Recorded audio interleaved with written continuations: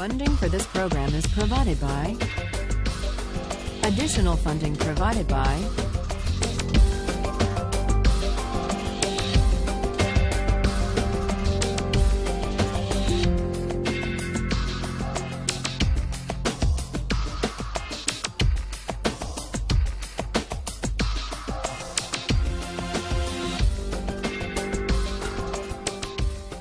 We ended last time talking about the narrative conception of the self. We were testing the narrative conception of the self and the idea of obligations of solidarity or membership that did not flow from consent, that claimed us for reasons unrelated to a contract or an agreement or a choice we may have made. And we were debating among ourselves whether there are any obligations of this kind, or whether all apparent obligations of solidarity and membership can be translated into consent or reciprocity or a universal duty that we owe persons qua persons. And then there were those who defended the idea of loyalty and of patriotism. So the idea of loyalty and of solidarity and of membership gathered a certain kind of intuitive moral force in our discussion. And then, as we concluded, we considered what seems to be a pretty powerful counterexample to that idea, namely the film of those Southern segregationists in the 1950s. And they talked all about their traditions, their history, the way in which their identities were bound up with their life history. Do you remember that? And what flowed from that history, from that narrative sense of identity for those Southern segregationists? They said we have to defend our way of life. Is this a fatal or a decisive objection to the idea of the narrative conception of the self? That's the question we were left with. What I would like to do today is to advance an argument and see what you make of it. And let me tell you what that argument is. I would like to defend the narrative conception of the person as against the voluntarist conception. I would like to defend the idea that there are obligations of solidarity or membership. Then I want to suggest that there being such obligations lends force to the idea, when we turn to justice, that arguments about justice cannot be detached after all from questions of the good.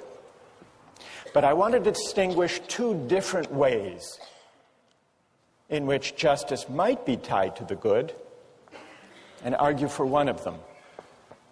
Now, the voluntarist conception of the person of Kant and Rawls we saw was powerful and liberating. A further appeal is its universal aspiration. The idea of treating persons as persons, without prejudice, without discrimination. And I think that's what led some among us to argue that, okay, maybe there are obligations of membership, but they are always subordinate. They must always be subordinate to the duties that we have to human beings as such, the universal duties. But is that right? If our encompassing loyalties should always take precedence over more particular ones, then the distinction between friends and strangers should ideally be overcome. Our special concern for the welfare of friends would be a kind of prejudice, a measure of our distance from universal human concern. But if you look closely at that idea, what kind of a moral universe, what kind of moral imagination would that lead you to? The Enlightenment philosopher Montesquieu gives perhaps the most powerful and I think ultimately the most honest account of where this relentless universalizing tendency leads the moral imagination. Here's how Montesquieu put it. He said, "A truly virtuous man would come to the aid of the most distant stranger as quickly as to his own friend." And then he adds, listen to this, "If men were perfectly virtuous, they wouldn't have friends." But it's difficult to imagine a world in which persons were so virtuous that they had no friends, only a universal disposition to friendliness.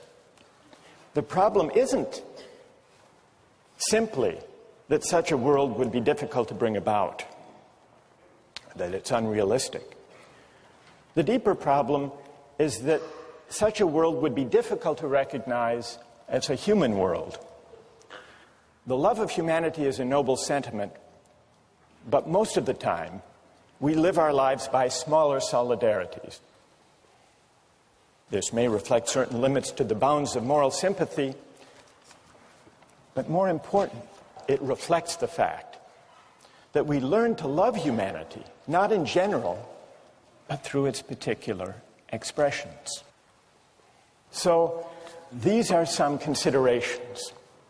They're not knockdown arguments, but moral philosophy can't offer knockdown arguments, but considerations of the kinds that we've been discussing and arguing about all along. Well, suppose that's right. One way of assessing whether this picture of the person and of obligation is right is to see what are its consequences for justice. And here's where it confronts a serious problem. And here we go back to our Southern segregationists. They felt the weight of history. Do we admire their character, these segregationists who wanted to preserve their way of life? Are we committed to saying, if we accept the idea of solidarity and membership, are we committed to saying that justice is tied to the good in the sense that justice means whatever a particular community or tradition says it means, including those Southern segregationists? Here it's important to distinguish two different ways in which justice can be tied to the good. One is a relativist way. That's the way that says, to think about rights, to think about justice, look to the values that happen to prevail in any given community at any given time. Don't judge them by some outside standard, but instead conceive justice as a matter of being faithful to the shared understandings of a particular tradition. But there's a problem with this way of tying justice to the good. The problem is that it makes justice wholly conventional, a product of circumstance, and this deprives justice of its critical character. But there is a second way in which justice can be tied with or bound up with the good. On this second, non-relativist way of linking justice with conceptions of the good, principles of justice depend for their justification not on the values that happen to prevail at any given moment in a certain place, but instead on the moral worth or the intrinsic good of the ends rights serve.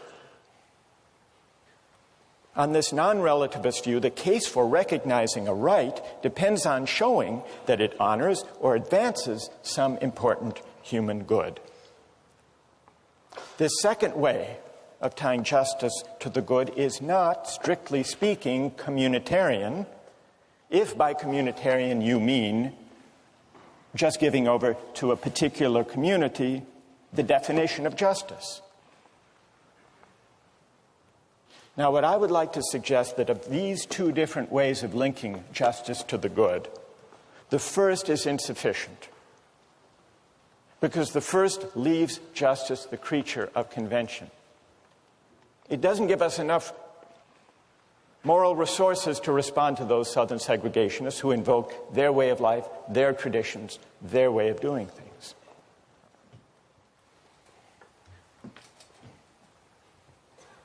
But if justice is bound up with the good in a non-relativist way, there's a big challenge, a big question to answer. How can we reason about the good? What about the fact that people hold different conceptions of the good, different ideas about the purposes of key social institutions, different ideas about what social goods and human goods are worthy of honor and recognition? We live in a pluralist society. People disagree about the good. That's one of the incentives to try to find principles of justice and rights that don't depend on any particular ends or purposes or goods. So is there a way to reason about the good? Before addressing that question, I want to address a slightly easier question. Is it necessary, is it unavoidable when arguing about justice to argue about the good? And my answer to that question is yes, it's unavoidable. It's necessary. So for the remainder of today, I want to try to advance that claim, that reasoning about the good, about purposes and ends, is an unavoidable feature of arguing about justice. It's necessary. Let me see if I can establish that. And for that, I'd like for us to begin a discussion of same-sex marriage. Now, same-sex marriage draws on, implicates deeply contested and controversial ideas morally and religiously. And so there's a powerful incentive to embrace a conception of justice or of rights that doesn't require the society as a whole to pass judgment one way or another on those hotly contested moral and religious questions about the moral permissibility of homosexuality, about the proper ends of marriage as a social institution. So clearly, if there's an incentive to resolve this question, to define people's rights in a way that doesn't require the society as a whole to sort out those moral and religious disputes, that would be very attractive. So what I would like to do now is to see, using the same-sex marriage case, whether it's possible to detach one's views about the moral permissibility of homosexuality and about the purpose, the end of marriage, to detach those questions from the question of whether the state should recognize same-sex marriage or not. So, let's begin. I would like to begin by hearing the arguments of those who believe that there should be no same-sex marriage, but that the state should only recognize marriage between a man and a woman. Do I have volunteers? I had two. There were two people I asked, people who had voiced their views already on the Justice blog, Mark Luff and Ryan McCaffrey. Where are you? Okay. Mark? And where's Ryan? All right. Let's go first to Mark. I have sort of a teleological understanding of the purpose of sex and the purpose of marriage.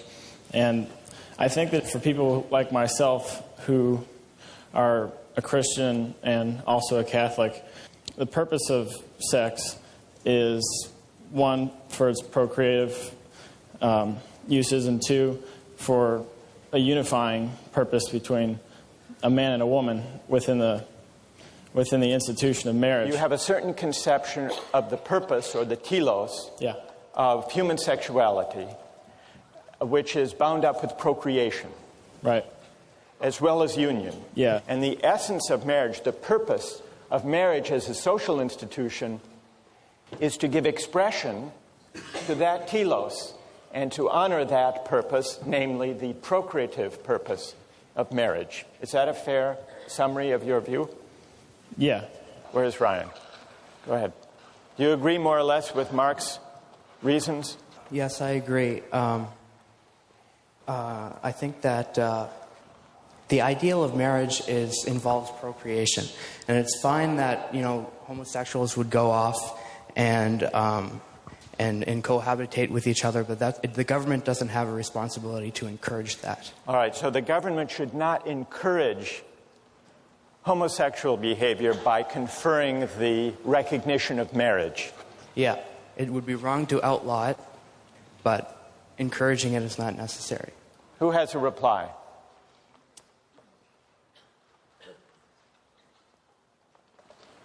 Yes. Hannah? I'd just like to ask a question to Mark. Let's say you got married to a woman, you did not have sex with her before marriage, and then when you became married, it became evident that you were an infertile couple. Do you think that it should be illegal for you to engage in sex if children will not result from that act? Yeah, I think that it is moral, and that's why I gave the twofold purpose. So like a woman, say, I think older couples can get married, a woman who's beyond, who's already had menopause, and who can't have a child, because I think that sex has purposes beyond procreation. I hate to be uncouth, but have you ever engaged in masturbation? All right. Yeah. You don't have to answer that. You can. Well, yeah, I think all right. Just a minute. No. Why? Make your. I'd like to respond to that. No, I think. Wait. Look, we've done pretty well over a whole semester, and we're doing pretty well now, dealing with questions that most people think can't even be discussed in a university setting. And Hannah, you have a powerful point. Make that point as a general argument rather than as an interrogative. Okay. But make the point. What's the principle that you're appealing? Okay. What's the argument you have in mind? All right. Well, biblically, put it in the third person. Yeah. Okay. Rather than in the second person. Make the argument. Go ahead. Okay. Biblically, masturbation or onanism is not permissible because it's spilling your seed on the earth when it's not going to result in the birth of a child. But what I'm saying is, you're saying that sex, there's something wrong with sex if it doesn't produce children or reinforce the marriage bond. Right. But then how can you say that there's something wrong, that, masturbation is permissible if masturbation obviously is not going to, create a child? Yeah, I think marriage is society's way to create this separate institution where they say, this is what we hold as a virtue. Yes, every day we fall short, and people fall short in so many different other ways. But I think that if you personally fall short in some moral sphere, as we all do, that doesn't take the right of you to argue. All right. I want you to stay there. I want to bring in some other voices, and we'll continue. Stay there if you would. Go ahead. I think that the response to the masturbation... Tell us your... My name's Steve. Steve, go ahead. All right. The response to the masturbation issue is it's not something that's permissible. I don't think anyone will argue that homosexual sex is impermissible. It's just that society has no place in letting you marry yourself if masturbation is something that you do. Well, all right, Hannah. All right, Steve has drawn... All right, that's a good argument. Steve has drawn our attention to the fact that there are two issues here. One of them is the moral permissibility of various practices. The other is the fit between certain practices, whatever their moral permissibility, with the honor or recognition that the state should accord in allowing marriage. So Steve has a pretty good counter-argument. What do you say to Steve? Well, I think that it's clear that human sexuality is something that is, inherent in, I believe, most people. And it's not something you can avoid. And masturbation, you can't marry yourself, but I don't think that takes away from the fact that, homosexuals are people too. And I can't understand why they wouldn't be able to marry each other. If you want to marry yourself, I don't know if you can legally do that. That's fine, but I don't Wait. Now, here we're deliberating as if legislators, what the law should be. Mm-hmm. Okay. So you said, Steve, that's fine. Does that mean as a legislator you would vote for a law of marriage that would be so broad that it would let people marry themselves? Well, that's really beyond the pale of, anything that would really happen, but I don't think But that... in principle. Yeah, in principle? Yes? Yeah, sure. I mean, if Steve wants to marry himself, I'm not going to stop him. But I think And you would confer state recognition on that solo marriage. sure. And while we're at it, what about consensual polygamous marriages? I actually think that if the male and the female are, like, if the wives and the man and the husband, or the husbands and the wife are consenting, it should be permissible. Who else? I know there are a lot of people who... Yes, okay, down here. Stand up and tell us your name. Victoria. Victoria. So we're talking about the theological reasoning here for marriage, but I think the problem is that we're talking about it within the Catholic viewpoint, whereas the theological and the point to marriage for another religion or someone who's an atheist could be completely different. And the government doesn't have a right to impose the theological reasoning for Catholicism on everyone in the state, which is what my problem is with not allowing same-sex marriage. Because, I mean, your beliefs are your beliefs, and that's fine. But civil union is not marriage within the Catholic Church. And the state has a right to recognize a civil union between whoever it wants, but it does not have a right to impose the beliefs of a certain minority or majority or whoever it is based on a religion within our state. All right, Victoria, good. A question. Do you think the state should recognize same-sex marriage or just same-sex civil unions as something short of marriage? Well, I think that the state doesn't have a right to recognize it as marriage within a church because that is not their place.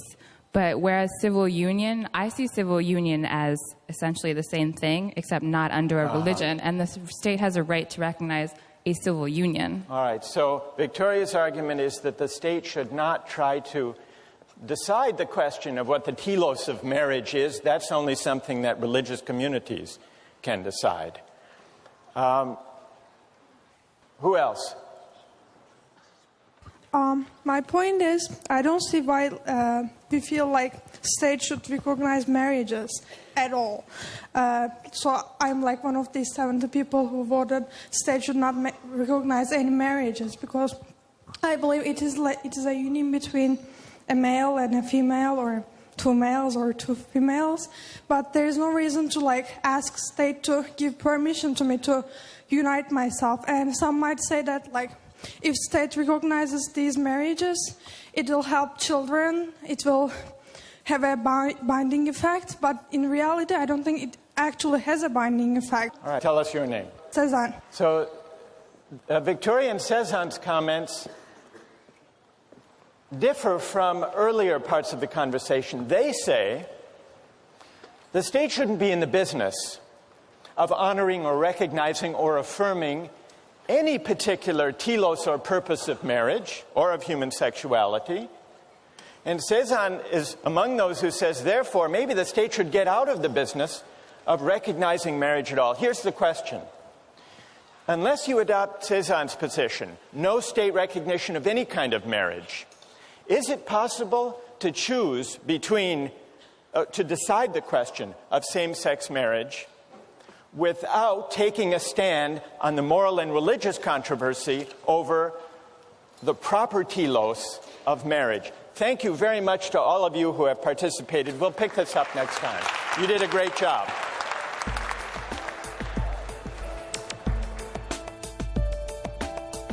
When we first came together some 13 weeks ago, I tried to warn you that once the familiar turns strange, once we begin to reflect on our circumstance, it's never quite the same again. I hope you have by now experienced at least a little of this unease, because this is the tension that animates critical reflection and political improvement, and maybe even the moral life as well. We have two remaining questions to answer. First, is it necessary, is it unavoidable to take up questions of the good life in thinking about justice? Yes. And is it possible to reason about justice? Yes, I think so. Let me try to develop those answers to those two questions. Now, as a way of addressing those questions, we began last time to discuss the question of same-sex marriage. And we heard from those who argued against same-sex marriage on the grounds that the purpose or telos of marriage is, at least in part, procreation, the bearing and raising of children. And then there were those who defended same-sex marriage, and they contested that account of the purpose or telos of marriage, arguing, we don't require, as a condition of heterosexual marriage, that couples be able or willing to procreate. We allow infertile couples to marry. This is Hannah's point in the exchange with Mark. But then there was another position, expressed at the end of our discussion by Victoria, who argued we shouldn't try to decide this question.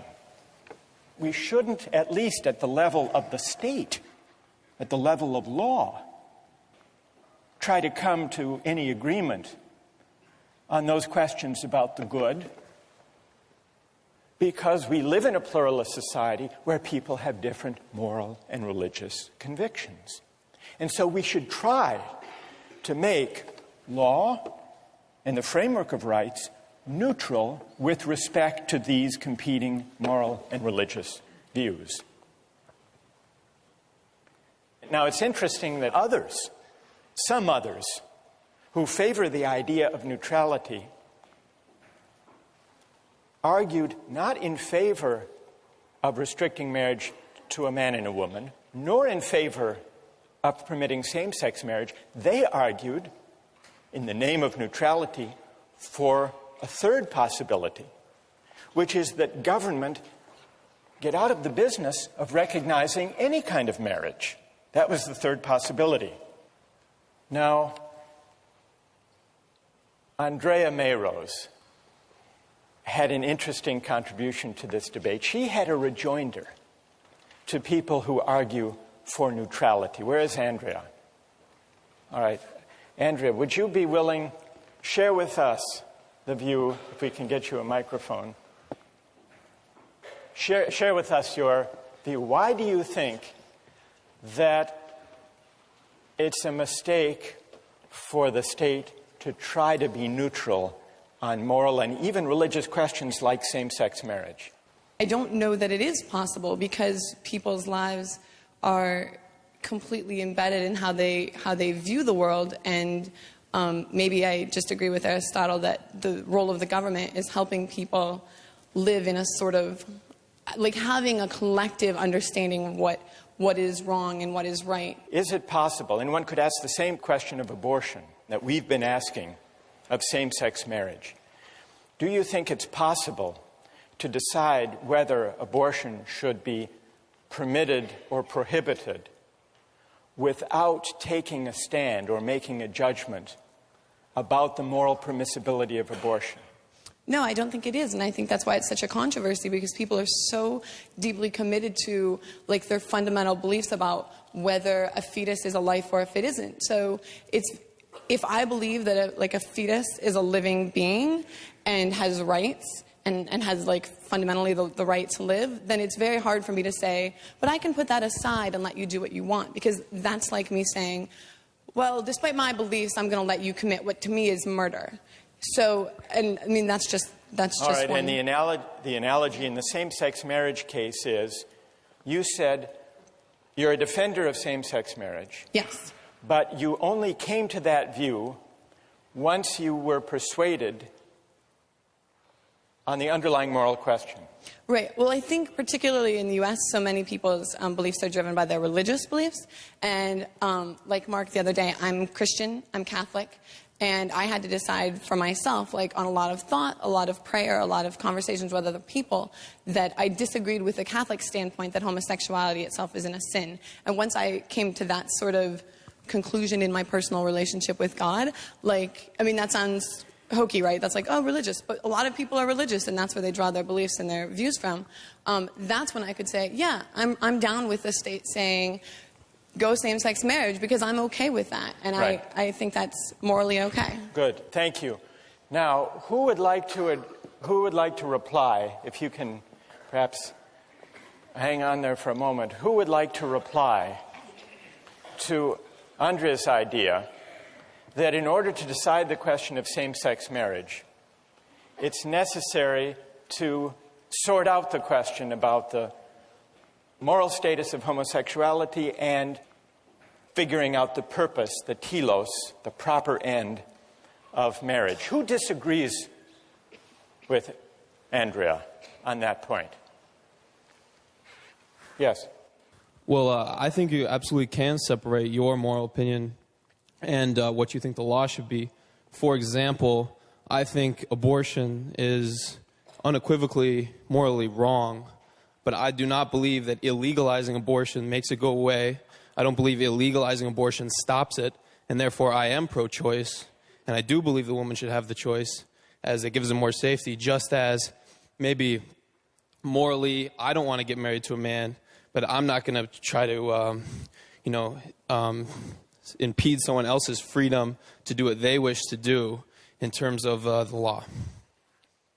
Andrea? Whether the law makes something legal or illegal it's implicitly approving or disapproving something. So if you say, like, by making abortion legal, we're saying it's okay. As a society, collectively, we're saying it's okay with us in our society to abort a fetus. If we make it legal, if we make it illegal, then we're saying collectively as a society, it's not okay. And that's why societies have different beliefs. Tell us your name before. My name is Daniel. Daniel, what do you say? Are we saying collectively that it's okay? Or are we saying that collectively we don't want women who are going to have an abortion anyway to go to clinics on the side alleys and have it, unsafe conditions? All right, bring it to the same-sex marriage case. Why don't you have to decide that which position you're in favor of same-sex marriage, Daniel, being legally permitted? I think it absolutely should be legally permitted because it's not something telling me that I need to marry a man. I absolutely don't see, if two men are consenting adults and want to get married, I don't see how I could even object to that. All right, there's no harm. There's no harm done either way, even if it is morally wrong according to me. All right, let me turn to the way the Massachusetts court, who made this landmark ruling in the same-sex marriage case, grappled with the very issue that Andrea and Dan have been discussing here. Thanks to both of you very much. What did the court say? This was in the Goodridge case, which required the state of Massachusetts to extend marriage to same-sex couples. The court started out, the court was conflicted. If you read that opinion carefully, the court was conflicted as between the two positions we've just been hearing, defended by Andrea and by Dan. The court begins, and this is Chief Justice Margaret Marshall's opinion, it begins with an attempt at liberal neutrality. Many people hold deep-seated religious, moral, and ethical convictions that marriage should be limited to the union of one man and one woman, and that homosexual conduct is immoral. Many hold equally strong religious, moral, and ethical convictions that same-sex couples are entitled to be married, that homosexual persons should be treated no differently than their heterosexual neighbors. This is the court. Neither view answers the question before us. What is at stake is, quote, respect for individual autonomy and equality under law. At stake is an individual freely choosing the person with whom to share an exclusive commitment. In other words, at issue is not the moral worth of the choice, but the right of the individual to make it.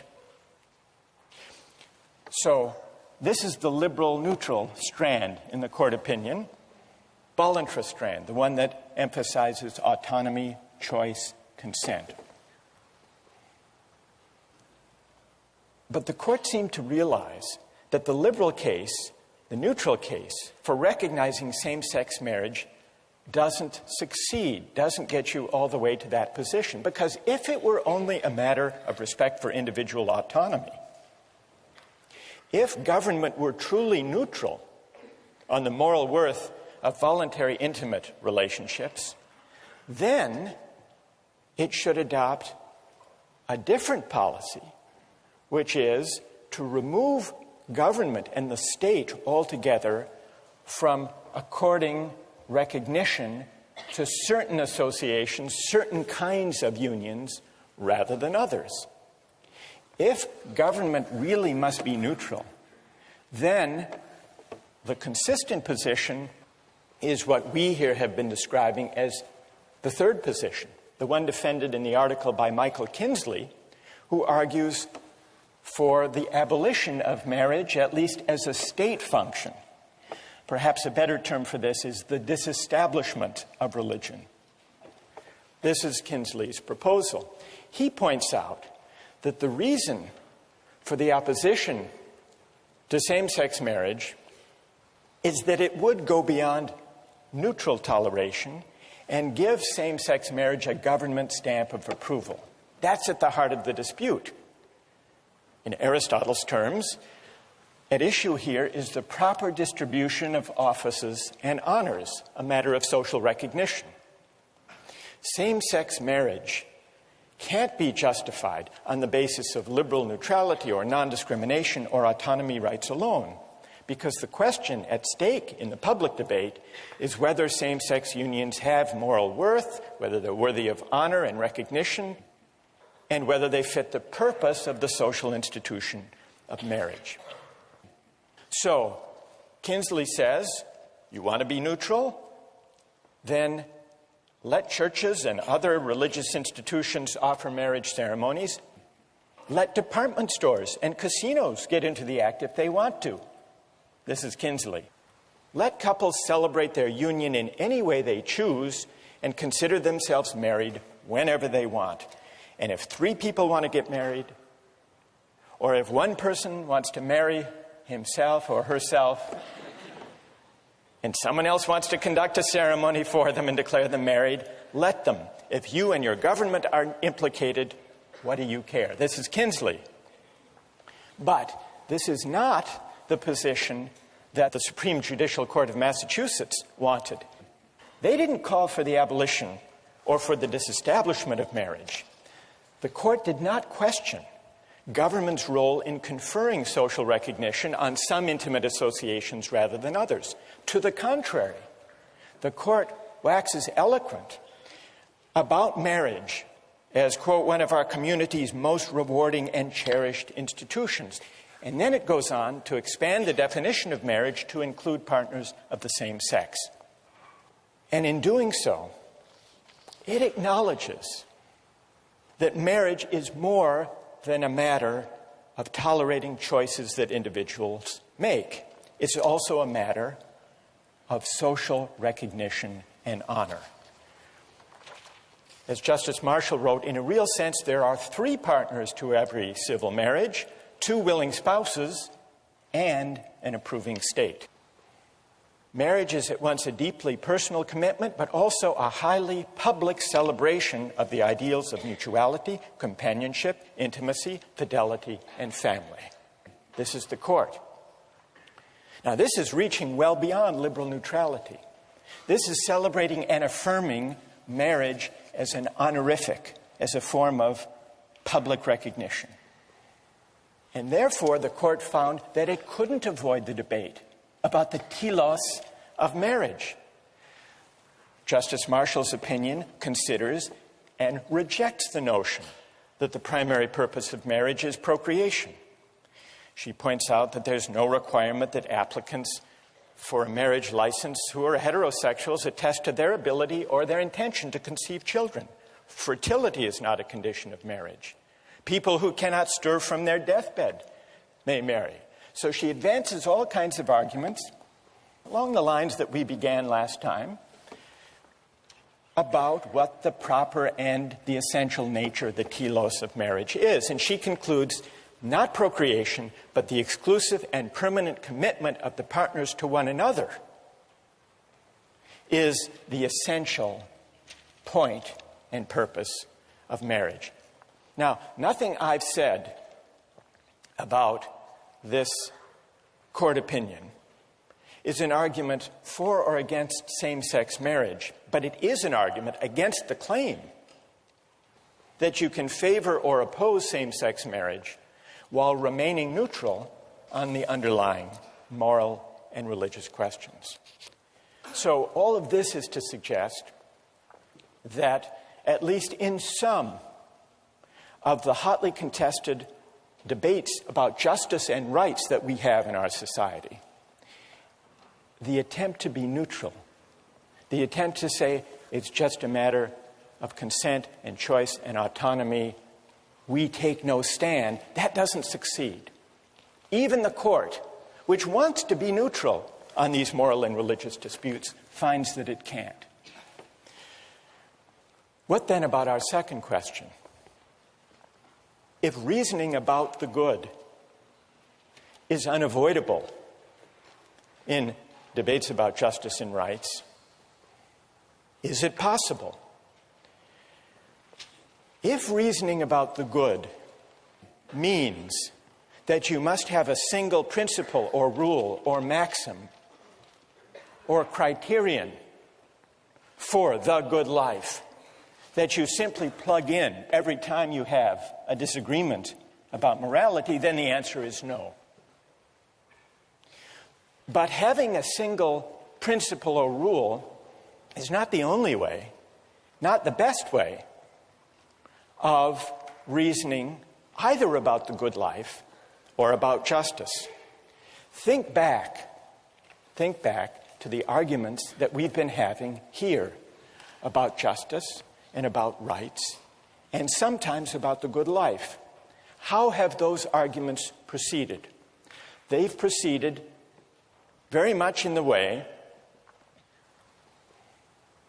that Aristotle suggests, moving back and forth between our judgments about particulars, particular cases, events, stories, questions, back and forth between our judgments about particular cases and more general principles that make sense of our reasons for the positions we take on the particular cases.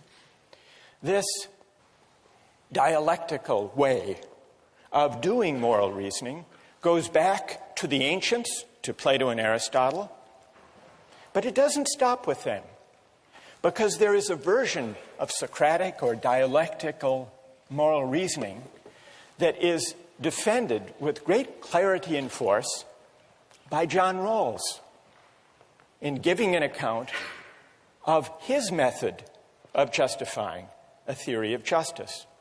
You remember, it's not only the veil of ignorance and the principles that Rawls argues for.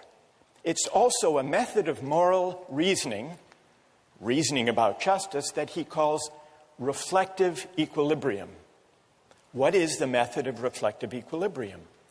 It's moving back and forth between our considered judgments about particular cases and the general principles we would articulate to make sense of those judgments. And not just stopping there, because we might be wrong in our initial intuitions. Not stopping there, but then sometimes revising our particular judgments in the light of the principles once we work them out.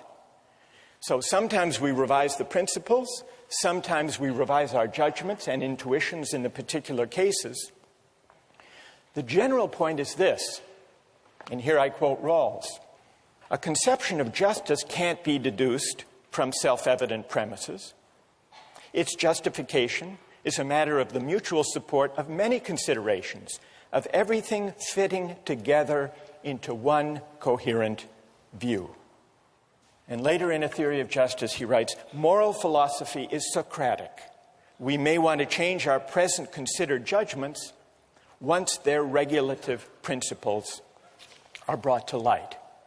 Well, if Rawls accepts that idea and advances that notion of reflective equilibrium, the question we're left with is, he applies that to questions of justice, not to questions of morality and the good life.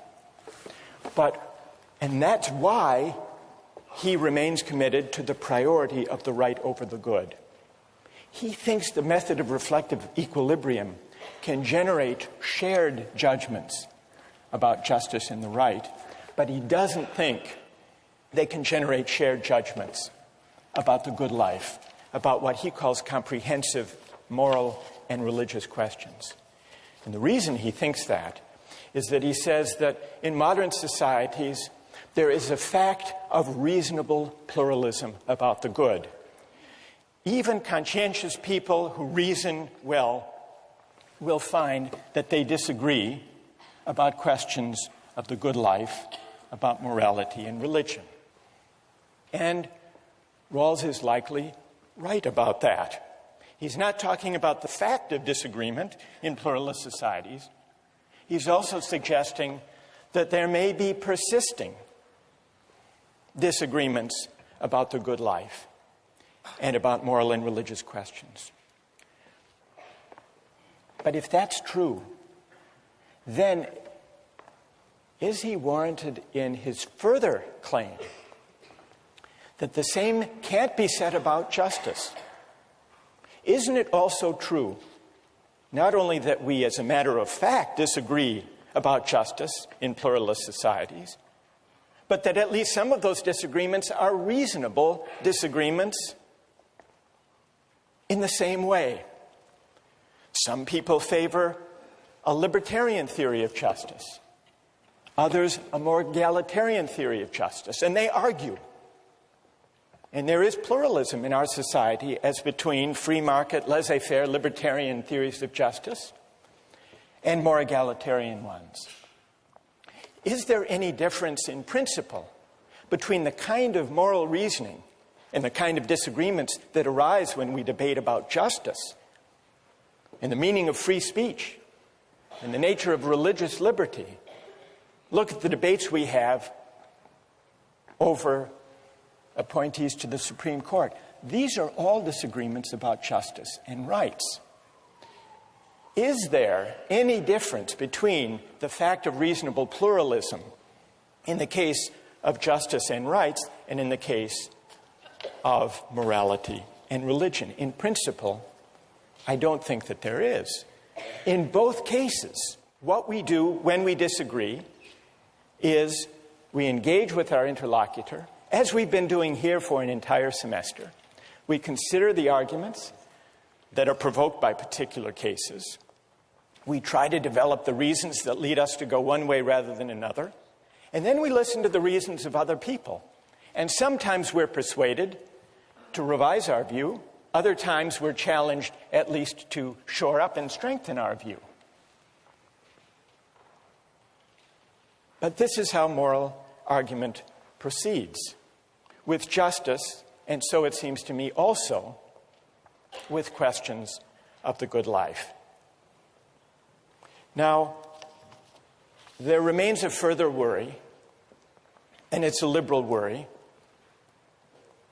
What about if we're going to think of our disagreements about morality and religion as bound up with our disagreements about justice? How are we ever going to find our way to a society that accords respect to fellow citizens with whom we disagree? It depends, I think, on which conception of respect one accepts. On the liberal conception, to respect our fellow citizens' moral and religious convictions is, so to speak, to ignore them for political purposes, to rise above or abstract from or to set aside those moral and religious convictions, to leave them undisturbed, to carry on our political debate without reference to them. But that isn't the only way, or perhaps even the most plausible way, of understanding the mutual respect on which democratic life depends. There is a different conception of respect, according to which we respect our fellow citizens' moral and religious convictions not by ignoring but by engaging them, by attending to them, sometimes by challenging and contesting them, sometimes by listening and learning from them. Now, there's no guarantee that a politics of moral and religious attention and engagement will lead in any given case to agreement. There's no guarantee it will lead even to appreciation for the moral and religious convictions of others. It's always possible, after all, that learning more about a religious or a moral doctrine will lead us to like it less.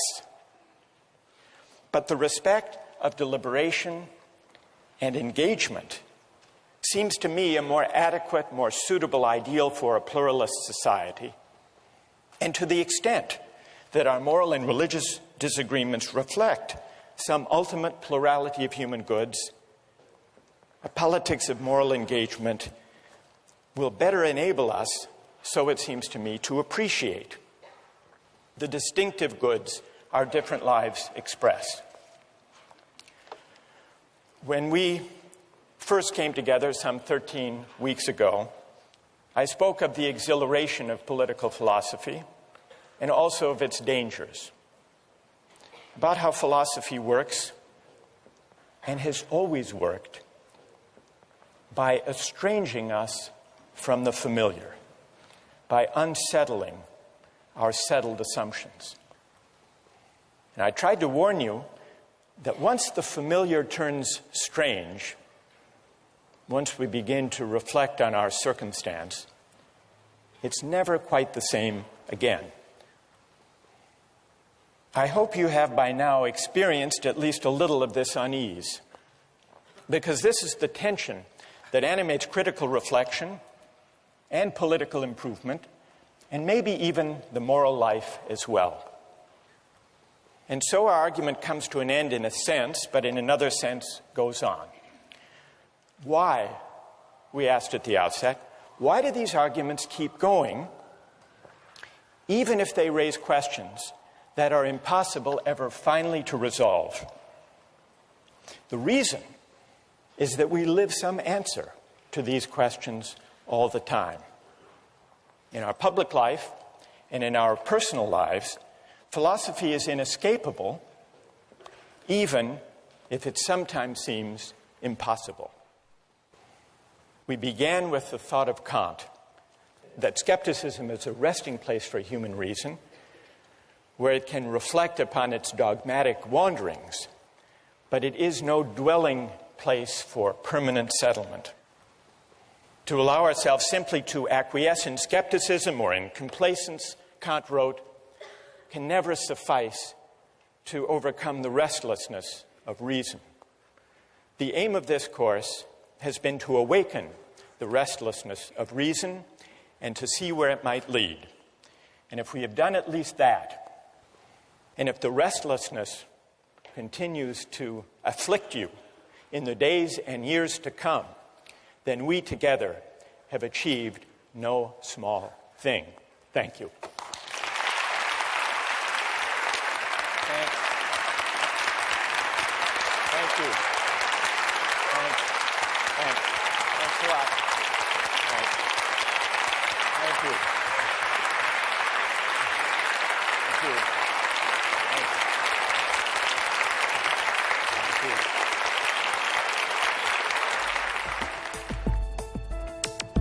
Don't miss the chance to interact online with other viewers of Justice. Join the conversation, take a pop quiz, watch lectures you've missed, and learn a lot more. Visit justiceharvard.org. It's the right thing to do.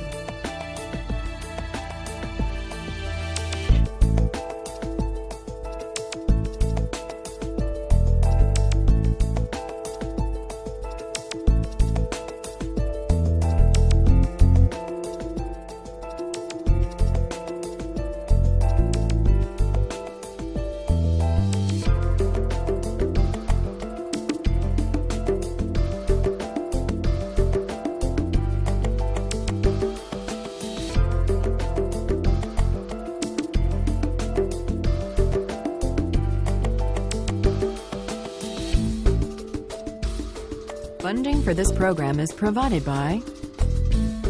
Additional funding provided by